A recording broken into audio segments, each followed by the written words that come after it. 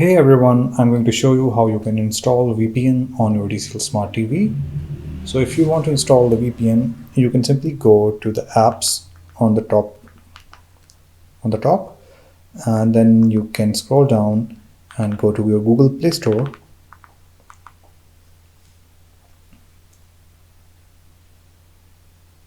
So once the Google Play Store is open, you can go to the top right search, and here you can type in the VPN. So I want to install ExpressVPN, so I'm going to type in. So you can download any VPN that you want that is suitable for you. So I'm going to install this VPN right now. So when this appears, I can click open on the remote, and this is going to open up that page. From here on, I can click on install simply to install the VPN. So once the VPN is downloaded and installed, you can open it from right here. So from here on, you can sign in to your account of your VPN. So you can click on sign in, and then it is going to prompt you two ways to sign in, either with the remote or with the QR code.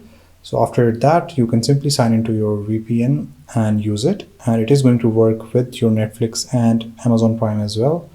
So this is how you install the VPN on your TCL Smart TV. I hope this was helpful. Thank you so much for watching.